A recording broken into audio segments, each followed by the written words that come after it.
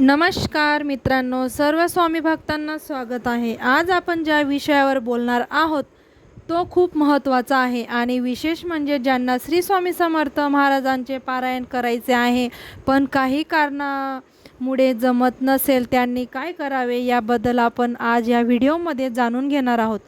जे स्वामी समर्थांचे भक्त आहेत त्यांनी श्री गुरुचरित्राचे पारायण एखादा तरी करावा, ते चांगले असते। श्री स्वामी समर्थांचे गुरुचरित्र पारायण न केलेल्या असा कोणतेही भक्त नसेल। स्वामी महाराजांचे भक्त एखादा तरी श्री गुरुचरित्राचे पारायण करतात, तर काही जण एकापेक्षा जास्त वेळा करतात, पण काहींना वेळे अभावी किंवा काही इतर कारणामुळे जमत नाही। पण त्या व्यक्तीचे मनात इच्छा असते की आपण पण स्वामी चरित्राचे पारायण करावे, पण त्यात बऱ्याच गोष्टी असतात ज्या न चुकता करावे लागतात, पण काही गोष्टी व्यक्तींना जमत नाही, त्यामुळे त्याचे पारायण पूर्ण होत नाही। अशासाठी आपण सोपा उपाय पाहणार आहोत। आपण सर्वजण नित्यनेमाने स्वामींची रोज सेवा करतो, पण सर्वात मोठी आणि चांगली सेवा मानली जाते ती म्हणजे गुरुचरित्राचे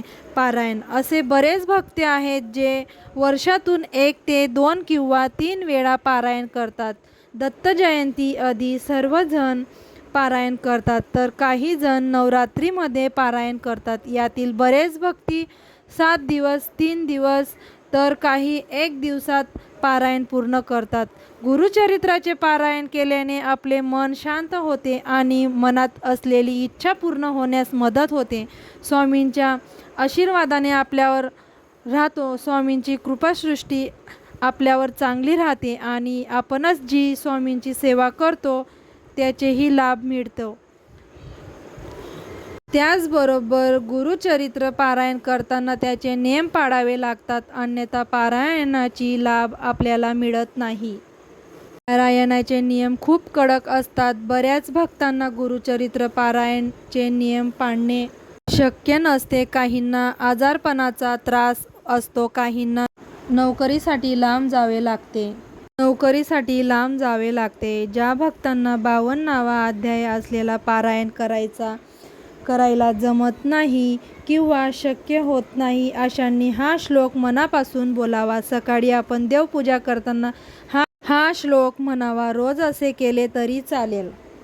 दत्ताचा अवतार झाला कलियुगी श्री पीठापुरी, त्यामागे नरसिंह सरस्वती, कराज रामत्री तीर्थ, हिंडत पातला भिलवाडीचिये संगमा, तिथुनी मठ गंगापुरी बसे वारी, दिनाचे श्रमा। हा श्लोक पठण करायचा आहे। हा श्लोक खूप सोपा आहे। जे गुरुचरित्राचे पारायण केल्याने लाभ आपल्याला मिळणार आहे, तेच लाभ आपल्याला हा श्लोक पठण केल्याने मिळणार आहे। त्या आपल्याला मनातील इच्छा आहेत त्या सुद्धा पूर्ण होणार। श्री स्वामी समर्थ महाराज आपल्याला पाठीमागे कायम उभे असतात। आपण कधी चुकलो तर ते आपल्याला मार्ग दाखवतात आणि आपल्या मार्ग दिसला की त्या मार्गावर चालण्यासाठी मार्गदर्शन करतात। या श्लोकचे आवश्यक पठण करा, त्यामुळे आपल्याला मनातील इच्छा नक्कीच पूर्ण होतात।